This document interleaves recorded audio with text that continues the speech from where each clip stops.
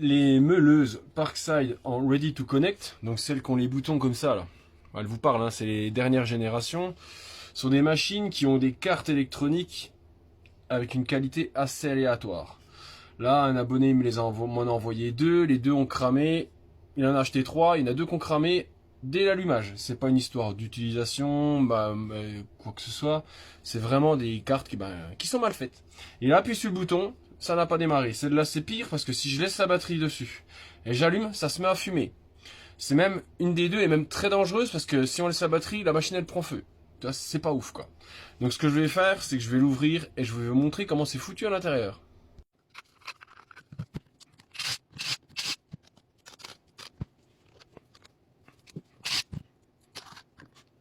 Alors pour ce modèle-là, comme vous pouvez constater, niveau graisse, c'est vraiment insignifiant. L'autre que j'ai démonté, il y en avait 2 fois plus dedans. Bon bah c'est en fonction du petit bonhomme qui... Puis niveau jeu, je vous explique même pas le jeu qu'il y a à l'intérieur. C'est extrême. Hein. Donc à mon avis, je vais mettre du calage sur celle-là parce que c'est vraiment beaucoup. Hein. Donc on va continuer l'investigation et le démontage.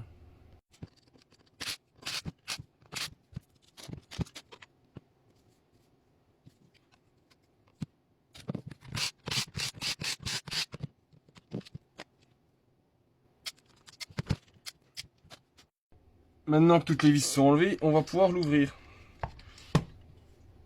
Donc comme je vous ai montré, sur le devant, il n'y a pas de vis, c'est juste un petit clip. Moi ça, je trouve ça pas terrible du tout. Mais bon, gain de temps, gain de fabrication, voilà. Donc la carte électronique, elle se présente comme ça. Ah oui, d'accord.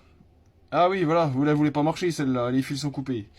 Mais elle est coupée parce que c'est l'ancien propriétaire qui a déjà dû la démonter. Puis moi j'avais voulu la tester, bah forcément ça voulait pas marcher avec les fils de débrancher.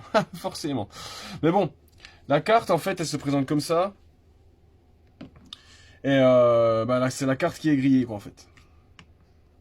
Il y a des cartes assez similaires qu'on peut trouver sur AliExpress, elles sont pas faites exactement pareilles. Le bouton de commande, il va se retrouver en dessous.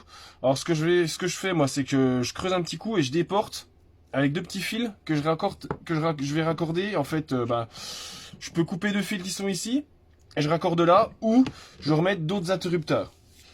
Donc, à mes heures perdues, je vous ferai le montage de cette petite bestiole. J'ai reçu la carte hier. Normalement, j'en avais commandé 2. Là, je suis en litige avec le vendeur. J'ai un petit peu de mal pour me faire rembourser. Donc là, celle-là va se retrouver de cette façon-là. Elle rentre dedans sans problème. Dans l'autre sens, par contre, par rapport à celle-là.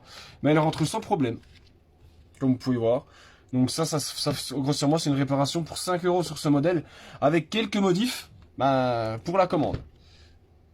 Là, j'ai reçu plein de petits interrupteurs. Donc là, j'en ai reçu des noirs. Et je pense qu'en noir, ça va faire tip top. J'avais reçu aussi des interrupteurs. Ah, il y en a un tout petit là. C'est un interrupteur switch. Donc je me demande si je vais pas mettre celui-là. Parce qu'au début, je l'avais mis sur ce bouton-là. Je sais pas, je vais voir.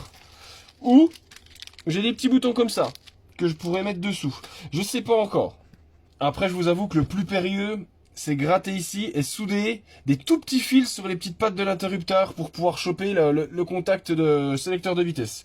C'est le plus chiant. Dès que je peux, je vous fais la suite. Mais en attendant, faites bien attention quand les cartes commencent à fumer. Ouais, celle-là, elle n'est pas récupérable, c'est sous résine. Il y a un composant qui doit être fracassé dedans. Donc faites bien attention à vos machines quand ça sent cramer. Enlevez les batteries et faites bien attention. En attendant, cette petite machine-là, avec l'enclume 1/2 et 1/4, c'est bien pratique.